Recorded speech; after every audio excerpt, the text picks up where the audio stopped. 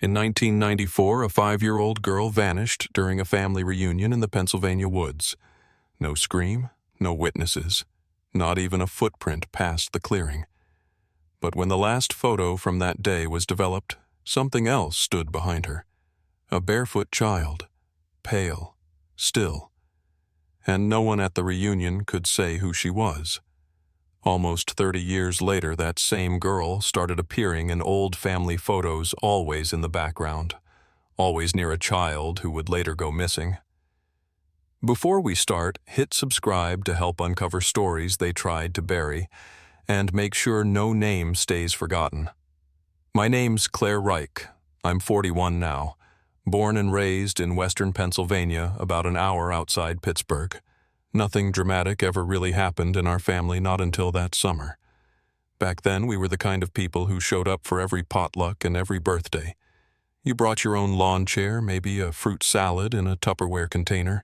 We took a photo before every meal, and every photo went into an album. You know, the kind, sticky pages, curling corners, everyone squinting into the sun.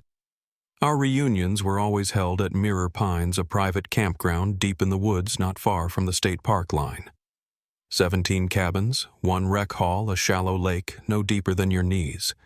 My grandparents had started the tradition in the late 60s. By the time I was 12, we'd memorized every trail, every tree, every scratch on the bunk beds. That year, 1994, was hot. The kind of heat where the air hangs heavy and bees start to move slow. The day of the reunion, the sun was burning straight down through the trees. I remember the smell of citronella candles, melted plastic from old coolers, and someone playing Fleetwood Mac too loud from a cassette radio. The adults were setting up near the picnic tables, folding napkins, pouring lemonade, arguing over who brought the wrong brand of mustard. And the kids, we were everywhere, running barefoot on gravel, jumping off the dock, eating popsicles that turned our mouths blue. My cousin Maddie was 5. Cherry print dress, dirt on her knees, no shoes, she never kept them on. She didn't talk much, but she was one of those kids who watched everything. Quiet. Off to the side. The only reason I remember what time the photo was taken is because Uncle Hank shouted. Group picture before lunch. I was standing near the old sycamore when Mom nudged me to go find Maddie. I didn't panic.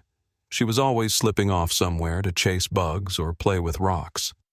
I checked the usual places, the canoe rack under the tables, the path near the fire pit. No sign of her. But then, just before we lined up there, she was, sitting cross-legged at the base of the tree, looking up into the branches. I saw a girl, she said. I glanced up. Nothing. Well, she's not invited, I told her. She stood, brushed off her dress, and we joined the group. I remember Aunt Becca smoothing Maddie's hair just before the shutter clicked. Everyone bunched together. Someone made a joke. The camera flashed once, then again, and that was the last moment any of us saw her. At the time, I didn't know that photo would become a piece of evidence. I didn't know there was someone else in the frame, someone none of us remembered inviting. And I didn't know, not yet, that a girl who vanished in 1994 had already appeared behind me, 11 years earlier. We were all still standing near the sycamore when someone asked, "Where's Maddie?" I thought she was with Aunt Becca. Becca thought she was with me. It was that fast. 10 minutes, maybe less. At first, no one panicked. The food was out. Kids were darting between cabins. It wasn't unusual for a little one to wander off. Maddie especially, she had a habit of drifting. She'd follow ants, chase birds, crouch down to poke at rocks. So we started calling her name, just calling, not shouting. A few of us checked the bathrooms. Someone looked under the picnic tables, the dock, the canoe rack. But 20 minutes went by. Then 30. That's when I knew something was wrong. By then everyone was involved. Voices rising, people splitting into groups. I remember Uncle Nate jogging toward the ranger station. Someone else was already on the radio. I circled the clearing again. I remember the heat, how the shadows were starting to stretch out across the grass. I passed the sycamore. I passed the place where Maddie had been sitting, the way she'd looked at the tree. The way she said I saw a girl up there. By the time search and rescue arrived, the sun was low. They brought dogs. They brought a chopper. They walked the perimeter with loud, clipped voices. "Don't leave the campground. Keep your children in sight. We'll find her." But they didn't. Not that night. Not the next day. They drained part of the lake, laid scent cloths from her pillowcase, walked every trail twice over. Nothing. No torn fabric. No shoes. Not even footprints except one.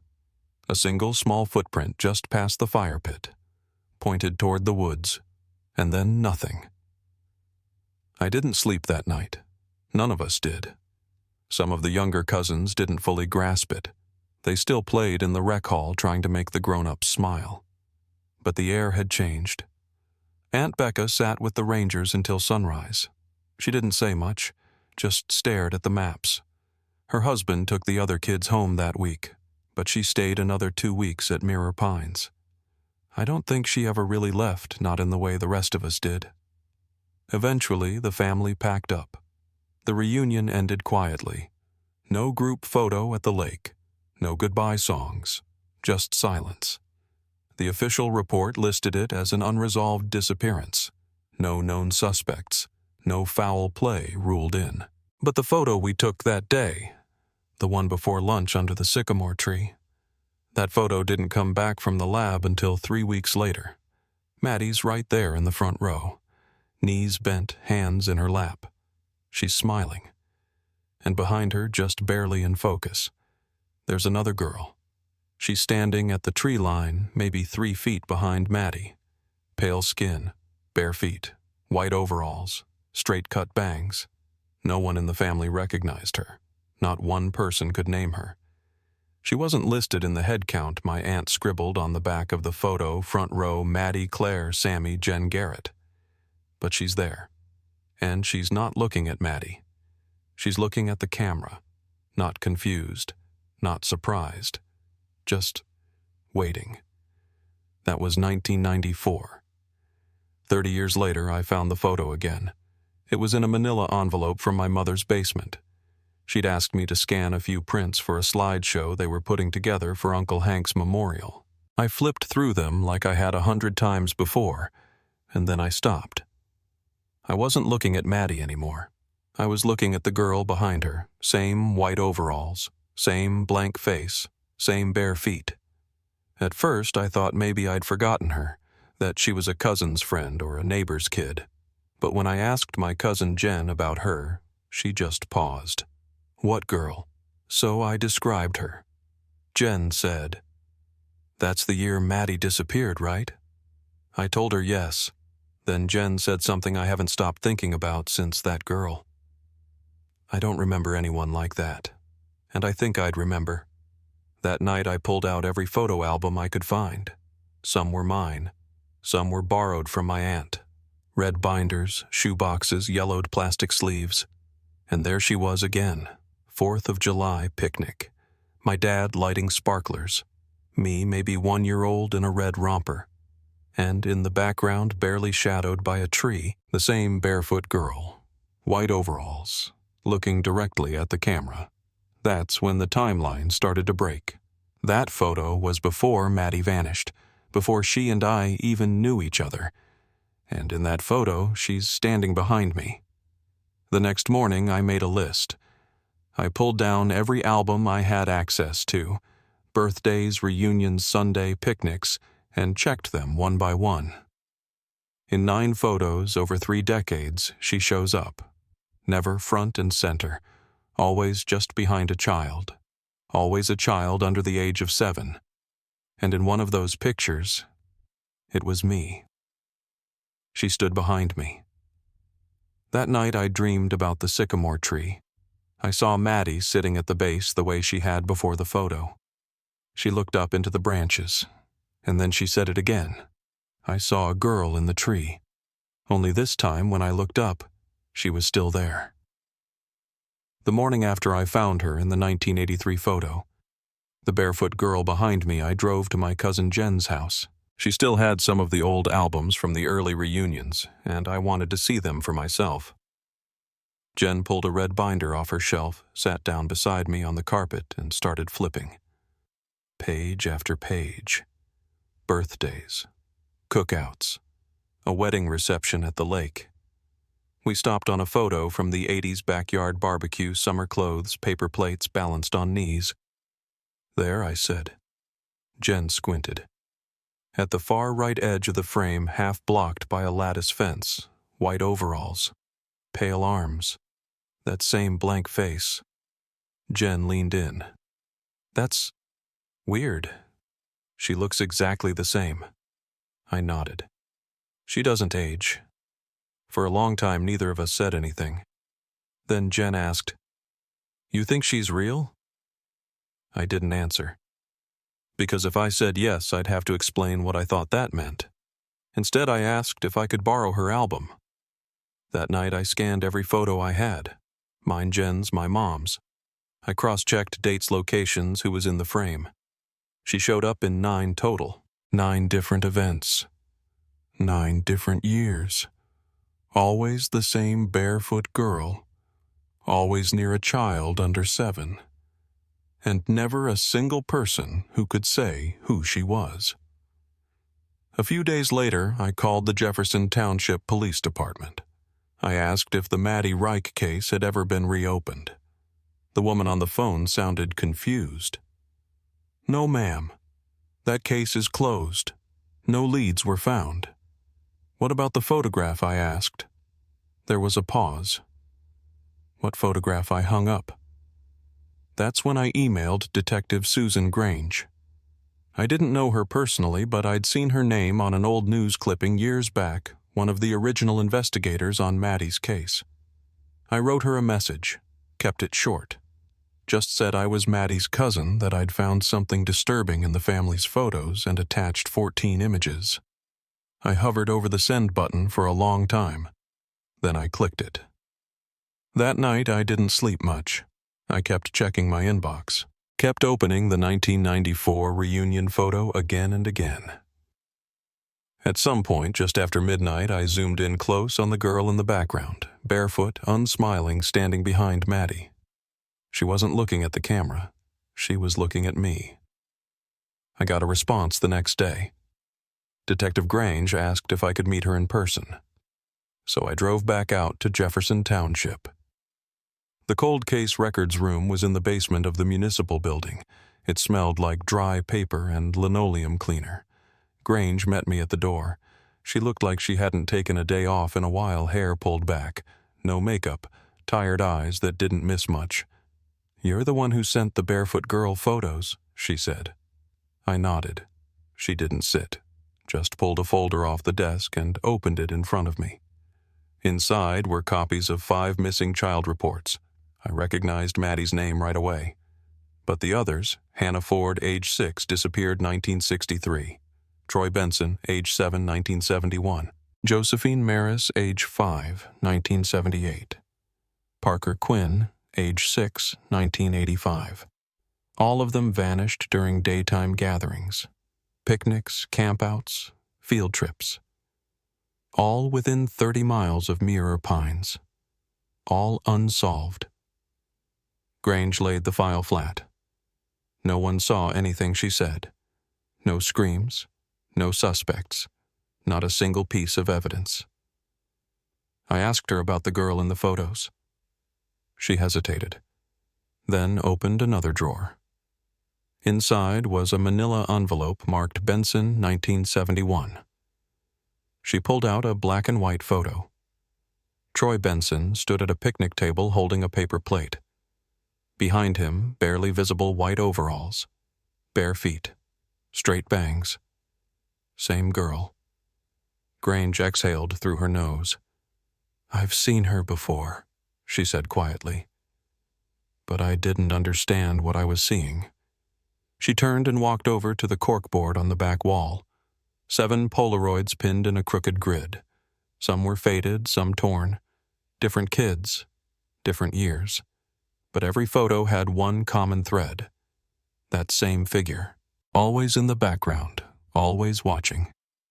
"I started connecting the dots in 2012, Grange said. Didn't tell anyone, not at first. She pointed at the photos one by one. This one's from the Ford picnic. You can just make her out in the lilac bush. This one Josephine's Easter photo. She's crouched behind the hedges. And this one... She paused at the oldest image, black and white. Dated 1957. Unlabeled. A group of kids kneeling in front of a church. And on the far right, beside a marble column, her. Not a day older. I stared at it. This goes back further than we thought. Grange nodded. I think she's been taking children for a long time. And no one ever stopped her. Because no one saw her until it was too late. That night I sat in my car in the precinct lot. My inbox dinged again. New sender. No subject. I opened it. There was one line of text I worked with your Uncle Hank. He left something behind. You need to see it. It was signed George Hadley. George Hadley lived on the far edge of the county, just past where the paved road ends. The kind of place where the mailbox leans sideways and the hedges grow too high. He was waiting outside when I pulled up, waved me around the back. The barn hadn't been used in years. The air inside was thick with dust and the smell of old plywood. Your uncle used to store things here, George said. Tools, fishing gear. But after the reunion in '94, he started keeping something else. We stepped over a sagging hose and a crate full of rusted nails. In the far corner was a locked metal cabinet. George pulled out a ring of keys. He blamed himself, he said quietly. He went out for a cigarette. Just a few minutes. Said someone else had eyes on the kids. But by the time he came back, Maddie was gone. The key turned with a dry click.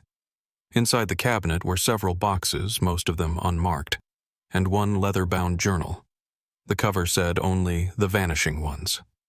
I took it. That night I spread everything across my apartment floor.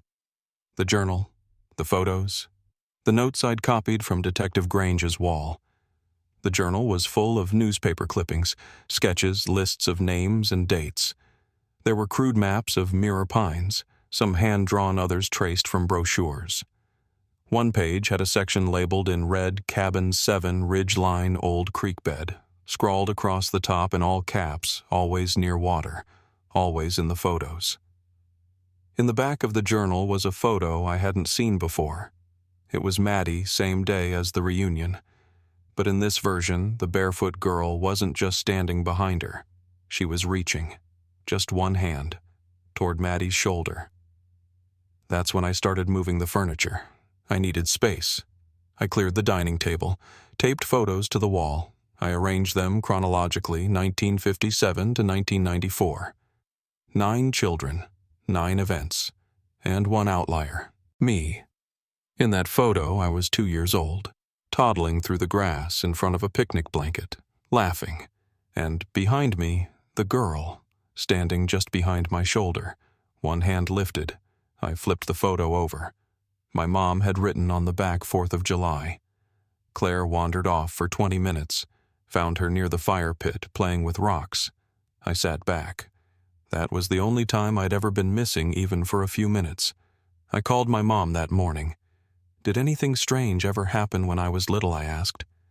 Anything you didn't talk about? She paused. Well, there was that one time at Mirror Pines, she said. You were 2. You disappeared during the nature walk. We found you sitting in the dirt by the fire pit. You were fine, but afterward you kept pointing into the woods and saying, "The girl in the dirt says I can stay." She laughed like it was nothing, but I didn't. I thanked her, hung up, and sat in silence. The girl had chosen me once, and for some reason changed her mind. That afternoon I scanned every photo again. Not just looking for her face, looking for patterns. In 3 of the photos the lighting was sharp, shadows were distinct, angles were clear. In those, something new stood out. Her shadow didn't match the others. In one photo it leaned the wrong way. In another her feet didn't quite touch the ground. A sliver of light passed beneath them. And in a photo near the lake, her reflection appeared in the water. But not the child standing next to her. I wrote in my notebook, "She's not in the photo. She's on it. Like a stain. Like a parasite." That night, I dreamed of Mirror Pines. But it wasn't the campground. Not anymore. In the dream, I was back inside Cabin 7. The air was heavy. The floor creaked. Something moved just behind me. I turned. She was standing in the doorway, the same white overalls. But this time she was closer. Her face still tilted slightly to the side. "You didn't come with me," she said. I tried to ask why she took Maddie. She answered without blinking. I offered her. To who? To the place. When I woke, the sound of her voice stayed with me. It wasn't loud, but it didn't feel like it came from a dream. The next day, I started a digital archive. I labeled folders by year, tagged the children, labeled each photo where she appeared. Maddie, Troy, Hannah, Josephine, Parker, and me. The girl was always near one child, always between the ages of 5 and 7, always smiling, but never touching. Not quite. Not until they were gone. I decided to go see Aunt Linda. She was the one who kept every photo, every scrapbook, every binder from decades past. Jen called ahead for me, said I needed to go through the collection. Linda welcomed me in, led me to the dining room where she'd stacked over a dozen books. We started flipping through them together. Campouts, Christmases, weddings. I marked each page where the barefoot girl appeared. In one photo, she was behind a fishing dock. In another, standing by a tree during a nighttime bonfire. Each time, the same expression. Still. Empty. Linda came back in with iced tea. Stopped when she saw how many photos I had set aside. "I didn't realize she was in that many," she said softly. "You've seen her too?" I asked. Linda's eyes welled slightly. "I saw her the day Maddie disappeared."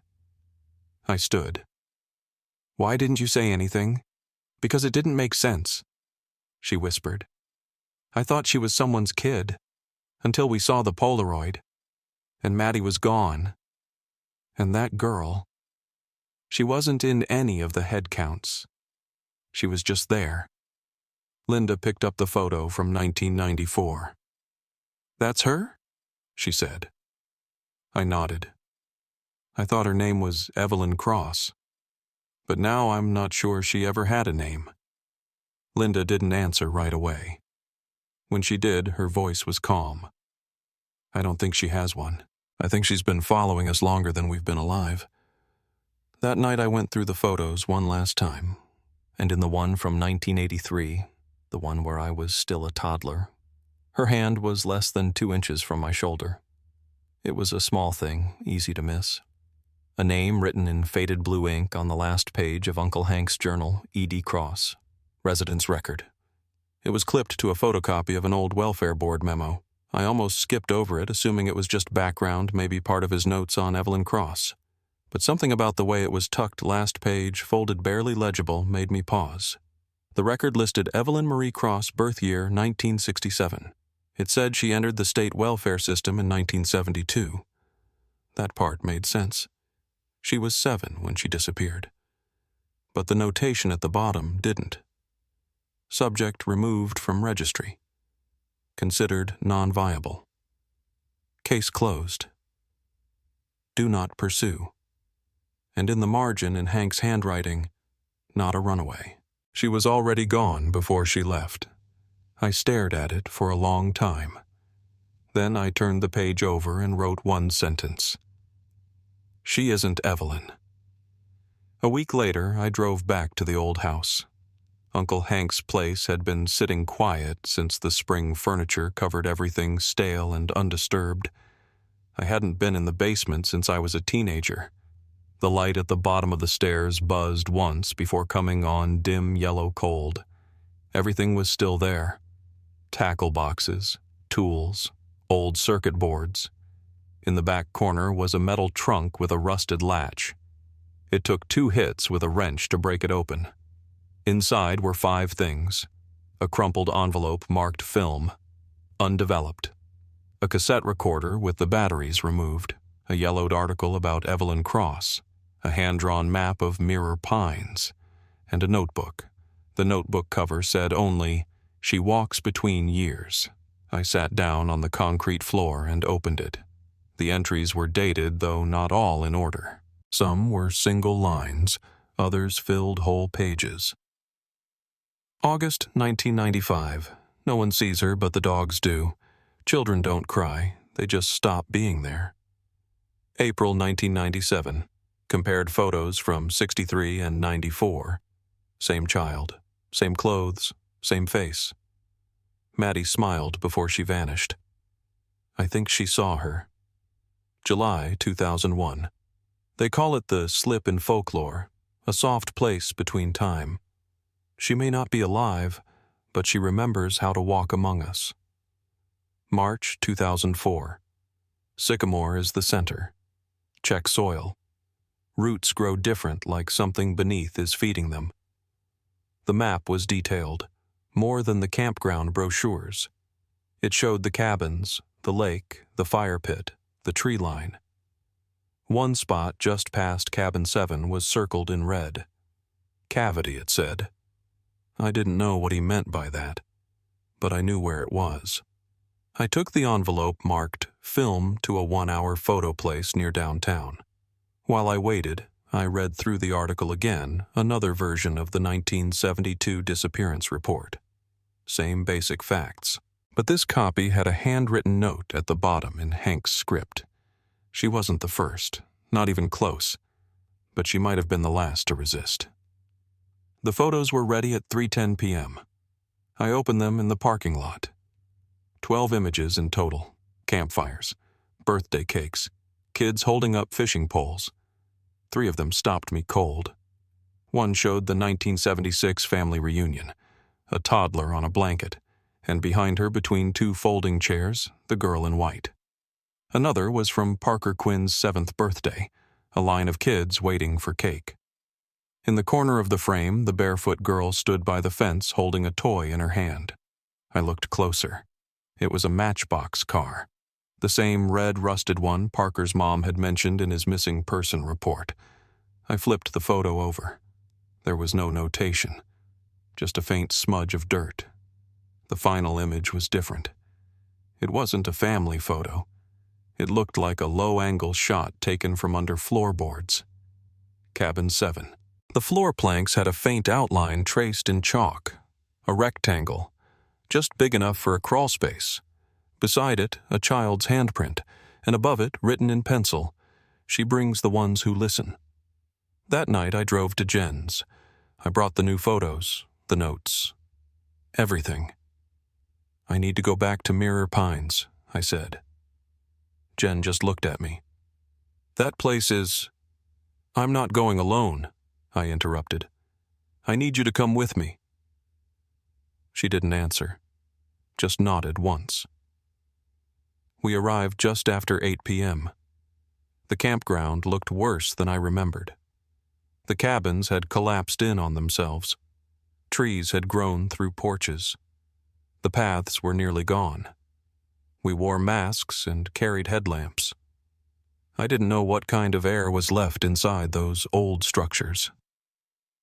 We went straight to Cabin 7. The door was barely hanging on its hinges. Inside, everything was coated in dust. The bunk beds were warped. A drawer lay open half off its runners.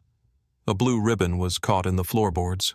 We cleared the room slowly, shifted boards, moved the old bench. And then we saw it. The outline of the trap door. It wasn't much, just 4 seams buried under years of grime. We pried it open. The air that rose out was colder than it should have been. Damp. Still, it led to a stone cavity. Rough walls, dirt floor, just wide enough to crawl into. The walls were covered in chalk drawings. A tree, a small figure in overalls, a crooked smile. And in the back, a cardboard box. Inside, a cassette tape, labeled Maddie, Day 3, a crayon drawing of two stick figures beneath a tree, and a photograph, Maddie, sitting cross-legged on the floor of that same tunnel, smiling faintly, and beside her, the barefoot girl, smiling too. We didn't say anything for a long time, just stood there in that shallow crawl space beneath cabin 7, our headlamps catching the edges of the stone walls and the chalk drawings. The photograph was still in my hand, Maddie sitting cross-legged beside the barefoot girl. Jen finally broke the silence. She doesn't look scared. I nodded. She doesn't look like she knows. We packed everything carefully. The cassette, the drawing, the photo. We climbed out of the crawl space without sealing it back. There didn't seem to be a point anymore. On the drive back, neither of us spoke. We kept the windows cracked. Something about the air in that tunnel had made my skin itch. I dropped Jen off just after midnight. She said she'd call tomorrow. I watched her go inside. Then I went home and sat in the dark for a long time, the tape recorder on the table in front of me.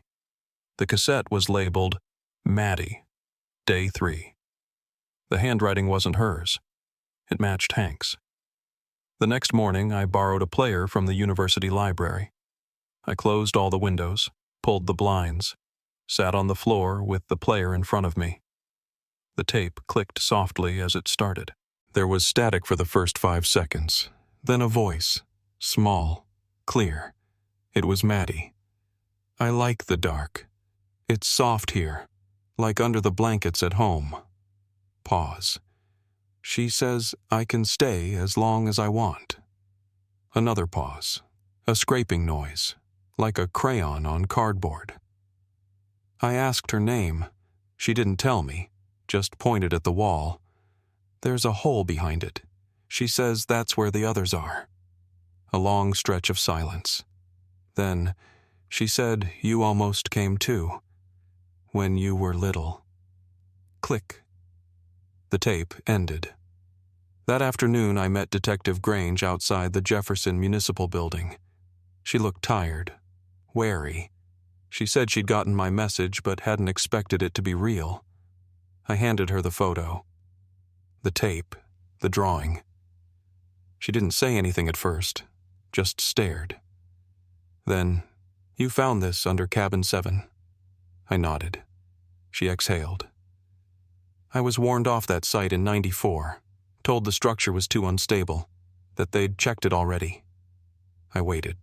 Then she added, I don't think they ever looked. We went inside. She pulled up a restricted case file, something marked with federal routing. The page was blank except for a single line near the bottom, Site C7P reserved. See attached directive. The attachment was redacted. Entire paragraphs blacked out. Grange leaned back in her chair. They knew, she said. At least someone did. That cabin wasn't marked unsafe. It was marked off limits. We sat in silence. Then she turned to me. I think your uncle knew more than he ever put in writing. That evening I went through the last contents of Hank's journal. There was one entry I'd skipped written in faint fading ink on a torn page near the front. June 1996. She marks the ones who wander. They always wander first. She never touches them outright. Just waits. Lets them step off trail. Lets them separate. And when they do, she's already there. He underlined 3 words marks separate waits. And then beneath that in a different pen, the ones who resist are left behind. They remember. But no one believes them. I didn't sleep that night. 2 days later, I met George Hadley again. He'd found something else. An old DV tape labeled only 812, Site Ridge, no audio. We borrowed a projector from a community center and watched it in the back hall. The footage was grainy, but the angle was clear. It was cabin 7 filmed from the ridge above, zoomed in from a distance. For the first 10 minutes, nothing moved. Then, at the 15-minute mark, a child walked into frame. Alone. Blonde. Maddie. She was talking to someone just off camera. She laughed. pointed at the tree line, then turned toward the cabin. Behind her, not far, a second figure stepped into the shot. White overalls, bare feet. The girl reached out, not to touch, just to follow. Frame by frame, the two disappeared into cabin 7. And then the tape ended. No one else ever appeared. That night I stayed with Jen. We pulled out every binder, every family archive we still had access to. The girl appeared in 15 photos now, always the same, never aging. But in 2 of them, I'd never noticed before she wasn't in the background. She was watching from the glass. A reflection. In a car window. In the lake. Never standing in frame. Just behind. Watching someone who couldn't see her. I kept thinking about something Maddie had said on the tape. There's a hole behind the wall. And what Hank wrote cavity. I called a friend of his from the forestry board. Asked about the ground under mirror pines. Soil records. Sinkholes. Any old tunnels. He sent me a topographic overlay. There was a depression, one they hadn't charted, just past cabin 7 downhill about 50 feet out. It didn't match the natural terrain. He asked if I was planning to go out there. I said yes. He paused. You might not come back the same. It took me a full week to go back. The sun had been steady for days, drying out the path behind cabin 7. I waited until late morning when the light came in low through the pine trees. Jen offered to come with me, but I said no. Some things you do alone. I brought a shovel, gloves, and the topographic printout. 51 feet south of the cabin, the ground shifted under my boots just slightly, like the soil had been stirred once long ago and never settled right. I started digging. It wasn't deep. 6 inches down, I hit wood, splintered soft. Not fresh, not natural. There was no lid, no handles. Just a collapsed panel of plywood, half-rotted and bowed in the middle. I cleared it by hand, lifting chunks away until the cavity beneath came into view. Not a grave. Not a storage pit. A chamber. 4 feet deep, 5 wide, lined with river stones. And on the far side, pressed into the mud like a seal, was a wooden door, about the size of a child, with no knob, just a simple brass hook. The door creaked as I opened it. Behind it was a tunnel, short, rough cut, no more than 10 feet long. I crawled inside. The air was damp. The walls scraped my shoulders. And at the end, there was a room, a dome-shaped cavity just high enough to crouch in, covered in handprints. Hundreds, maybe more. All child-sized, all pressed into the dirt, some smeared, some etched in chalk, some blackened by soot. The far wall had names written across it, dozens of them. Most were first names only, some were half erased, but a few stood out clear: Troy, Josephine, Maddie. And above them, drawn in charcoal, was the same crooked smile I'd seen in the old drawings. And the eyes, 2 black circles, no mouth, no nose, just eyes, watching. I took photos, every wall, every name. But what I remember most wasn't the images. It was the sound. Not loud, not constant. But behind me just once I heard something breathe. Soft, close. I turned fast. There was no one there, just the handprints, and the dark. When I got home, I washed the dirt off my arms and went through the photos again. In one of them, the far wall had something I hadn't noticed in person, a set of vertical lines, almost like a calendar. 7 tall marks spaced evenly, and a faint circle around the last one. Maddie's name was written just below, and next to it, scratched in smaller, sharper letters, was my name. Claire. No last name, no date. But there. Waiting. I called Detective Grange. Sent her the photos. She met me the next morning in the diner parking lot. Didn't even go inside. I filed a report, she said. They redirected it. Again. Who? She shook her head. Not county. Not state. Federal, maybe. But it came back sealed. She paused, then pulled a small envelope from her coat. This came to my office yesterday. No return address. No fingerprint. Inside was a single Polaroid. Mirror Pines 1983. The one I thought was gone. The same photo I'd seen in the archive. But this version was different. In this one, the barefoot girl wasn't behind me. She was beside me, hand on my shoulder, smiling. That night, I took out the cassette again, listened to Maddie's voice steady and clear. She says I can stay as long as I want. The hole behind the wall goes to where the time doesn't run. I saw other kids, but they don't talk anymore. And then so faint I almost missed it. Another voice. Not Maddie. Older. Flat. One sentence. She's looking for the next one. I spent the next 3 days combing through the welfare archives again, looking not for who went missing, but for who came back wrong. Children who wandered off for a few minutes, said they saw someone, came back quiet, came back changed. I found 8, all from towns within a 70-mile radius, all between 1962 and 1994. Every one of them photographed later, and in 2 of those photos, she was there, just over their shoulder, waiting. The last page in Uncle Hank's notebook had only one entry. The girl is not the danger. She's the invitation. She walks ahead of the place, but the place moves on its own. It's not where, it's when. There was one name at the bottom, someone he'd written to. E. Whitaker, Redwater County Archive. No address, no phone, just a note beside it. Knows the history. Trust her. So I called the archive, asked for E. Whitaker. The woman on the line paused, then said, "She's gone. Been gone a while, but she left a box behind. Said someone would come asking." She paused again. Then, "Are you Claire?" I drove to Redwater the next morning. Fog sat low in the trees, and by the time I reached the archive building, the lot was empty. Inside, a woman at the front desk nodded when I gave her my name.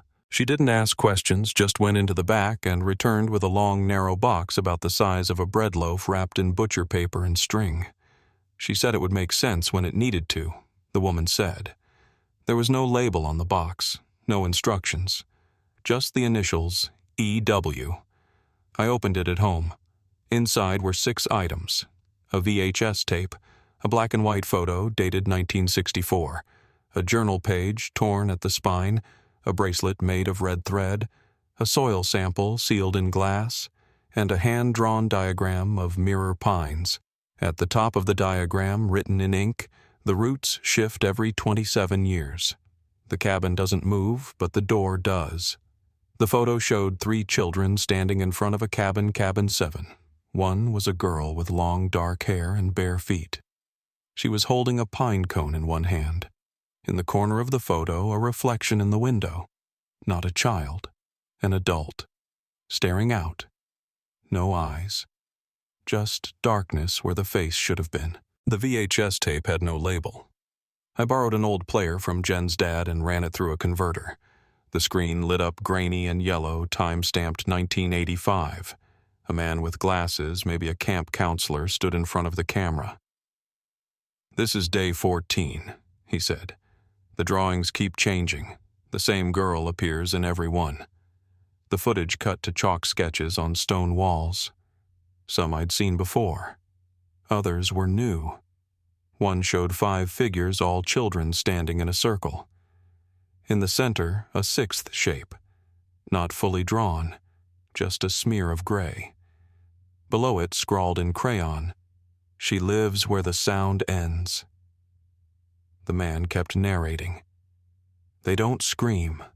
Not once. The ones that disappear, they just walk. Like they've been told." The tape ended abruptly. I brought everything to Detective Grange. She reviewed the material quietly, then made a call. 24 hours later, state investigators arrived. They excavated the space behind Cabin 7, documented the chamber, the drawings, the door. Photos were taken, samples logged. But the official report, when it was filed, listed the site as an unverified historical structure. No names, no victims, just one footnote area sealed. Not for public access.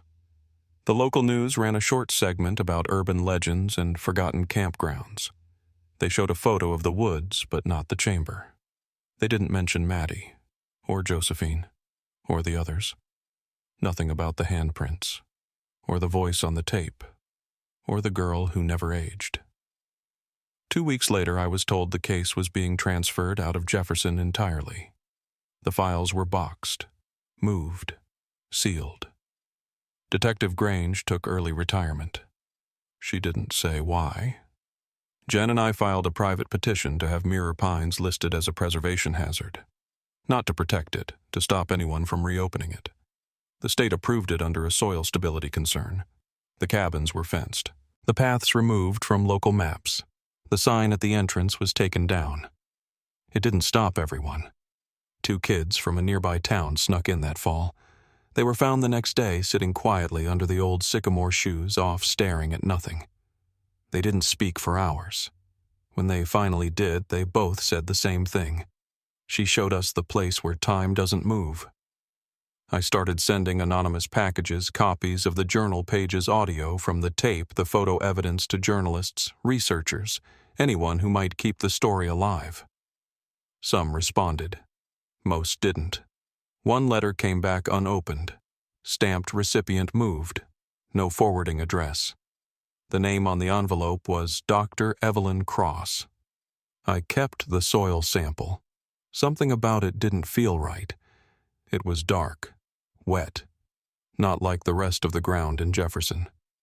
I brought it to a lab under a different name, asked for a standard profile. The report came back flagged. Organic material consistent with non-human biological fragments. No match in the database. Classified as unknown tissue composition. The note at the bottom said, "Sample shows signs of partial regeneration." I burned the sample in my backyard the same night. Watched it spark once bright green and go out. No smell, no smoke. Just a faint sound when it cracked like a breath drawn in. Not out. Maddie's case remains closed. Officially, she drowned. No remains were ever found. No charges ever filed. The girl in white is not recognized by any registry, but her photo still appears. Sometimes faint, sometimes clear. Always barefoot. Always watching. It's been 5 months since I last stepped foot in Mirror Pines. The fence is still up. The road's still closed. But sometimes, late at night, I drive near it and sit on the shoulder with the engine off. There's no reception out there, just trees, the kind of quiet that presses in from all sides. Most people think silence is peaceful, but once you've heard something inside it, once you've lost something in it, you don't sit with silence the same way anymore. I've kept the files, all of them, not because I expect answers, but because forgetting isn't the same thing as healing. Maddie's name isn't in the registry anymore. Not the original one, at least. The case ID still exists, but when you pull it up, it redirects to a general missing persons archive. A page with no photo, just a date. But I have the photo, the real one. She's sitting on the dock, cross-legged, hair in a braid. It was taken 3 days before she vanished, and now when I look at it, I notice something I never saw before. She wasn't alone. There's a shape in the reflection on the water. You wouldn't see it unless you were looking for it. A faint silhouette, barefoot, watching from the trees. Jen and I still talk. We've both gone back to work. Different lives now. She teaches at a community college upstate. I keep my hours light. Sometimes we meet halfway for coffee. We don't talk about the handprints or the tape. We don't need to. It's there between us, not in what we say, in what we remember. I kept Hank's journal. Most of the pages are soft from handling, corners bent from years of being flipped, studied, reread. His notes weren't just warnings. They were records of someone trying to hold on to truth in a place where the truth kept shifting. He died with people thinking he was a recluse. Paranoid. But he wasn't wrong. He saw something the rest of us didn't. And he didn't look away. I think about the others. The names in the chamber. The ones whose families never got closure. Some of them might still be listed as runaways, or labeled lost to the woods. But I've seen where they went. I've stood in that room. And once you've been there, it's hard to pretend the world works the way it used to. There's one sound I still hear sometimes. Not a voice, not even a word. Just the shuffle of small feet across dirt. Like someone pacing the edge of a place no one else believes exists. I don't run from it anymore, but I don't follow it either. Some doors, once opened, stay open, even if no one else can see them. If you made it to the end of this story, thank you. If Maddie's name stayed with you, if any of their names did share it, speak it aloud, so the next time someone disappears into silence, we'll know where to start listening, and maybe, just maybe, what we hear won't come too late.